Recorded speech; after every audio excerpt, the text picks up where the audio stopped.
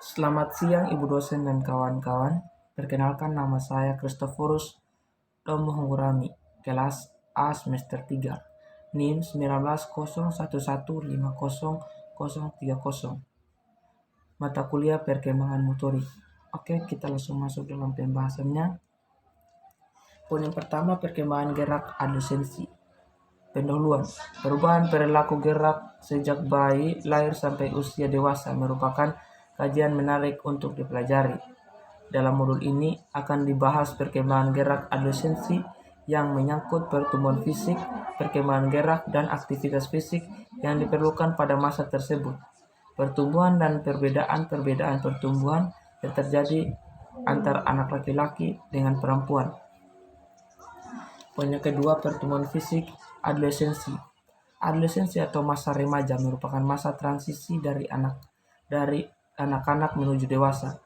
Pada masa adolescensi terjadi perkembangan biologis yang kompleks yang meliputi percepatan pertumbuhan, perubahan proporsi bentuk tubuh, perubahan dalam komposisi tubuh, kematangan ciri-ciri seks primer dan sekunder, perkembangan pada sistem pernapasan dan kerja jantung, perkembangan sistem saraf dan endokrin yang memperkarsai dan mengkoordinasikan perubahan-perubahan tubuh seksual dan fisiologis.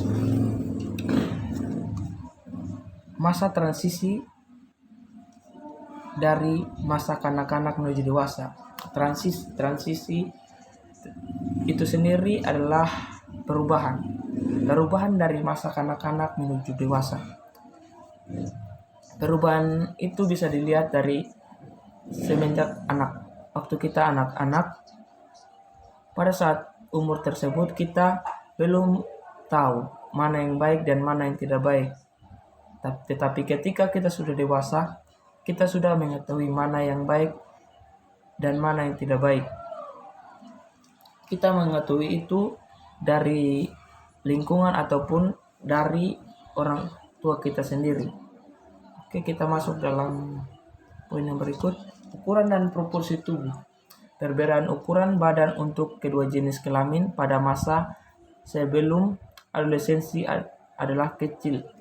Meskipun ada kecenderungan anak laki-laki sedikit lebih tinggi dan lebih berat dibandingkan anak perempuan. Pertumbuhan yang cepat pada masa adolescensi menimbulkan terjadinya perbedaan morfologi antara anak laki-laki dengan perempuan yang makin jelas. Pertumbuhan fisik selama adolescensi menunjukkan beberapa indikasi dalam komposisi tubuh. Perkembangan organ reproduksi anak perempuan mulai lebih awal dibandingkan anak laki-laki. Awal puber anak perempuan ditandai dengan terjadinya menstruasi pertama dan berdasarkan tanda-tanda sekunder, seperti mulai berkembangnya buah dada. Oke, perbedaan ukuran tubuh dari kedua jenis ini adalah perbedaannya yaitu dari anak laki-laki punggung semakin besar, tumbuhnya jenggot, dan yang dari anak perempuan bertambah besarnya pinggul. Usia mulai menstruasi pertama berkisar antara 12 sampai dengan 15 tahun. Kematangan seksual berdasarkan ras antara anak laki-laki kulit hitam dengan kulit putih hanya sedikit ataupun hampir tidak terjadi perbedaan. Pada anak perempuan ternyata terdapat perbedaan. Dalam perkembangan fisik yang berhubungan dengan kematangan seksual mencapai puncaknya pada periode adolescensi.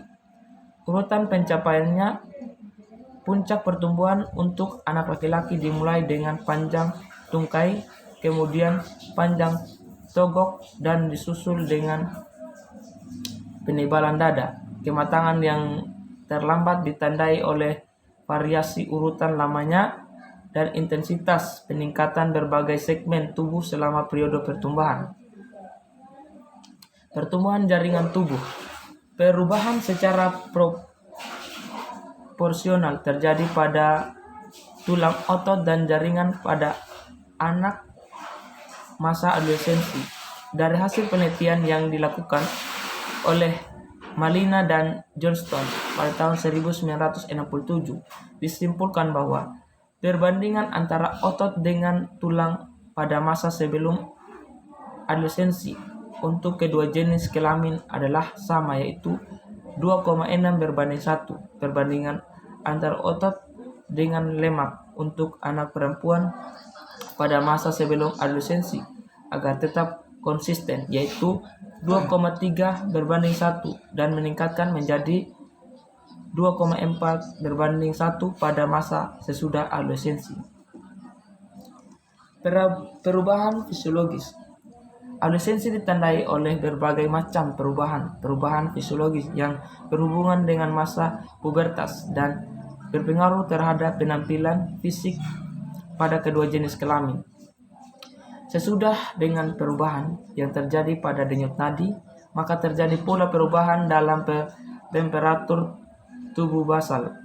Tekanan darah sistolik naik secara ajek sejak masa kanak-kanak, kemudian meningkat lebih cepat selama masa adolescensi dan terus meningkat sampai dewasa. Perubahan tekanan darah sistolik yang nyata antara anak laki-laki dengan perempuan dengan volume pompa jantung dan volume darah yang lebih besar. Peningkatan sel-sel darah merah dan hemoglobin dalam darah menambah masuknya oksigen dalam darah yang dapat digunakan secara efektif dalam badan. Peningkatan kekuatan. Perubahan-perubahan fisiologis dan pertumbuhan yang cepat di masa adolescensi, peningkatan dengan perbedaan peningkatan kekuatan antara kedua jenis kelamin. Perkembangan kekuatan susunan masa adolescensi nampak bahwa pada perempuan tidak dapat melampaui rata-rata perkembangan kekuatan laki-laki. Bahkan dapat digambarkan bahwa kekuatan yang dimiliki oleh perempuan yang terkuat dapat disampaikan dengan kekuatan laki-laki yang paling lemah.